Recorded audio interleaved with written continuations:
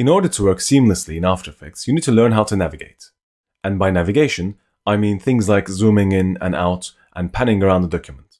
For navigation, you'll be using a combination of the mouse and some shortcuts on the keyboard. So let's have a look at how it's done. Just to make things easier, I'm going to go and maximize my composition panel, and this is done in one of two ways. You either move your mouse anywhere on the composition panel, you don't actually have to click, as long as you move your mouse here, that's enough. And on the keyboard, you press the tilde key, that's the key between Shift and Z on the keyboard, and if I just press that key, you'll see that the screen will be maximized, and if I press it again, it'll be minimized. Alternatively, you can come up here to the name of the panel, and just go and double click on the name of the panel, and that will also maximize this. If I just go and double click here, that's exactly the same as pressing the tilde key on the keyboard. And that's true for pretty much every single panel. So if I go and double click on the name here to minimize it, and let's say for example I would like to maximize my timeline, I just come here and then double click here, and then that maximizes my timeline. Similarly, I can press the tilde key here, and then move my cursor back here, and tilde key again, that maximizes that. Now, one of the ways of zooming in and out is by using the zoom tool here.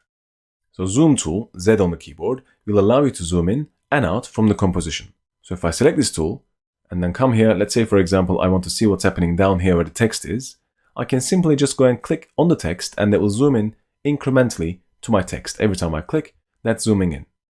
And if I want to zoom out, I hold down the Alt key on the keyboard and you see inside my cursor, currently I have a plus. If I press Alt, it's going to turn into a minus. With that, if I just go click, that's going to zoom out, and again, and again. Another way to use this tool is to do what's called the marquee zoom. For example, if I want to zoom in to a specific area rather than a point, I can just go and draw a rectangle around that area, let's say like that, and as soon as I let go, that's going to zoom in to the whole area that I marqueed.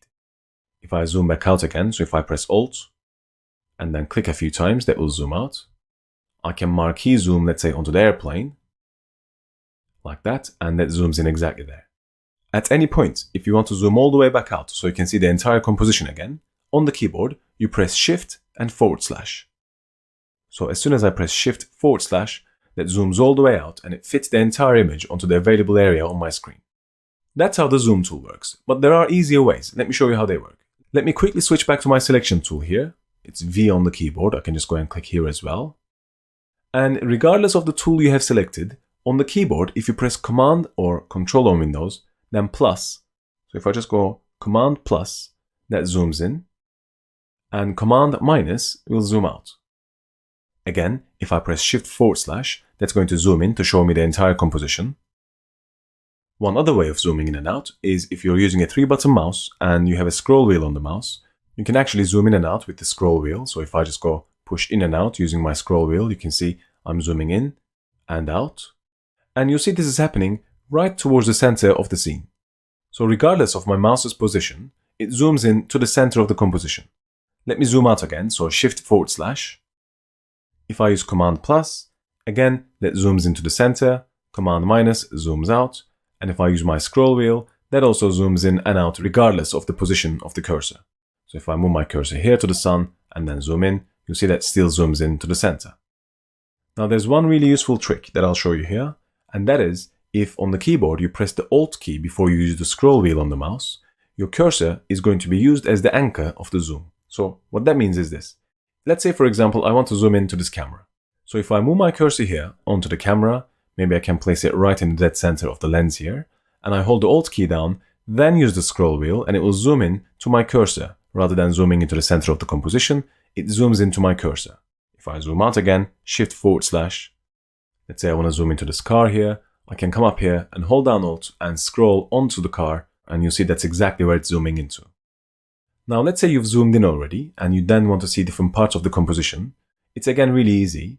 You can hold down spacebar. It's not a tap, so you're not tapping the spacebar, but you're holding it down, and then you can pan around. This is called panning around the scene or the composition, and that's with the spacebar held down. And that there is the hand tool. As soon as you press spacebar and hold it down, you actually are activating the hand tool. So we have already talked about the zoom tool, and this one here is the hand tool. So spacebar is the shortcut for it. I'll zoom out one more time, Shift /. If you want to set the zoom level to something quite specific, you can come right down to the bottom of the panel here, and it shows you your zoom level here. So if I go click, I can pick one of these zoom levels. If I want to see the scene at say 50%, I'll just go and click here, and that's exactly half the size of the original composition. Again, I'm going to press Shift/1 more time. One other button in the composition panel that's quite important is this one here, where it says full right now. If I go and click on this, this shows me the resolution of what I'm looking at now. So if this is set to full, I'm seeing this at 100% resolution. In other words, every single pixel is being calculated. If I set this to, let's say, half, you'll see the quality degrades a little bit. And similarly, as I go lower here, if I go to a third, it looks even worse. And if I go to a quarter, it looks terrible.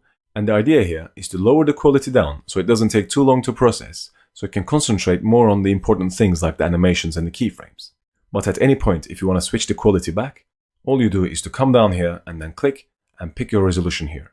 There are two buttons we haven't talked about. One is custom, and custom basically lets you go below a quarter of the resolution. So if I select custom, I can then tell this to render, let's say, every 10 pixels horizontally, and then maybe every 10 pixels vertically as well.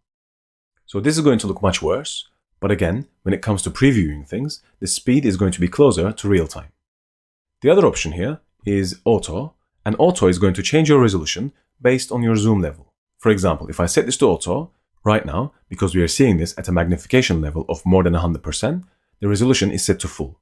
If I set this, let's say, to 50%, it's going to drop the resolution to half automatically. If I set this to 25%, that's going to a quarter. So the auto button sets the resolution based on your zoom level. There are some shortcuts you might want to remember. Let me go back to my 100% view. On the keyboard, if you press Command J, that sets the resolution to be full. And if you do Command Shift J, that's half resolution. And Command Shift Alt J, that's quarter resolution.